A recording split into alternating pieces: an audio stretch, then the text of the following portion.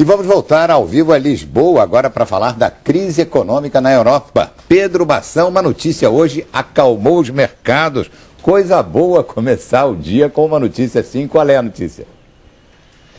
É verdade, Renato. Só que a notícia não vem da Europa, não. A notícia vem da China, que anunciou um crescimento econômico de 9,5% no segundo trimestre deste ano. Parece que a crise de 2008 passou de vez, a China volta a crescer a níveis pré-2008, níveis que sustentam boa parte da economia mundial. Mas enquanto isso, aqui na Europa as notícias continuam muito ruins e vão muito além dos números das bolsas. Ontem, a agência Moody's, a agência de classificação de risco, rebaixou a nota da Irlanda para o nível chamado de lixo. Agora, a Irlanda se junta à Grécia e Portugal nessas dívidas muito ruins que não podem ser negociadas no mercado. E existe principalmente o temor de que a crise se espalhe para economias bem maiores aqui na Europa. Itália, principalmente a Itália, mas também a Espanha, estão pagando juros cada vez maiores para conseguir financiamento com os títulos que o governo desses países está emitindo. O primeiro-ministro italiano Silvio Berlusconi prometeu que até domingo o país aprova um plano para os mercados, Renato. Mas no caso da Grécia, né, Bassan, parece que a moratória é inevitável, né?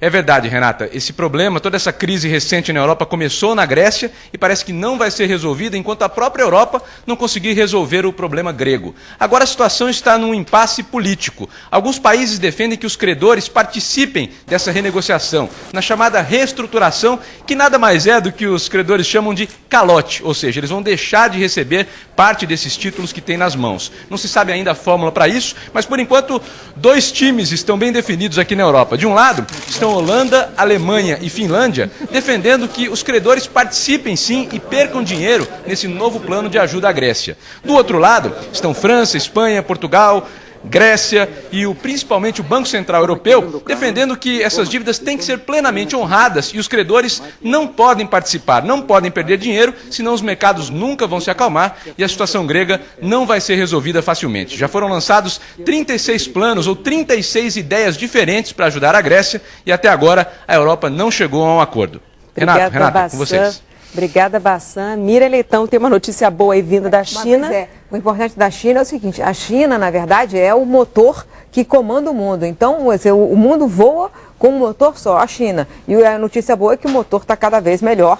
A China crescendo muito e crescendo para o mercado interno. Sobre essa coisa essa divisão na Europa, quem é que tem razão, se quem é que diz que os credores têm que participar, a Alemanha é que tem razão. Nós sabemos disso, nós na América Latina, a gente teve uma dívida grande e foi negociada assim. Os bancos perderam dinheiro na negociação dos anos 80. Então, os bancos terão que perder dinheiro. Ontem, Miriam, a gente mostrou o tamanho da dívida, né, em relação ao PIB de muitos países da Europa. Hoje você tem outros números para mostrar para a gente. Eu trouxe outros números que é o déficit. O que é o déficit? O déficit, na verdade, é o futuro da dívida, porque um país que tem um déficit de 10% como a Irlanda, e ele tem uma dívida de 100% do PIB, então significa que a dívida vai crescer, ou seja, a cada ano você não consegue pagar as suas contas, você tem que pegar mais empréstimo no mercado. E a Irlanda está pior de todas, a gente está vendo ali. Pois é, a Irlanda está com 10%. Foi ontem, a Irlanda foi colocada, os títulos considerados lixo, os títulos da Irlanda. A Itália, a boa notícia é que a Itália é que tem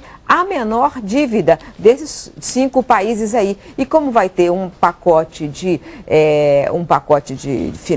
para reduzir esse déficit, então isso começa a animar. Quer dizer, a dívida da Itália é alta, mas o déficit não é tão alto assim, né? Agora, de que forma isso afeta a vida das pessoas, dos europeus? Essa é a mais importante pergunta. A gente fica olhando muito nos números, né? E essa pergunta é o seguinte, eu trouxe um outro gráfico para mostrar um índice que é desemprego. Desemprego afeta todo mundo. Olha quem está em pior situação. A Espanha está com 19,4% de desemprego, a Grécia com 14%, a Irlanda com 14% e a Itália está até com um menor índice. Agora, a Espanha, Renato, o mais doloroso é que o desemprego entre jovens chega a 40%. Você imagina a aflição, a angústia de um jovem espanhol que 40% de desemprego, ou seja, ele chega na hora de entrar no mercado de trabalho e não consegue. Então, isso dá na própria psicologia da população um desânimo, né, Renato? Uma sensação de que não há futuro. É a falta de perspectiva para o futuro. Falta de perspectiva. É isso que é o outro lado mais doloroso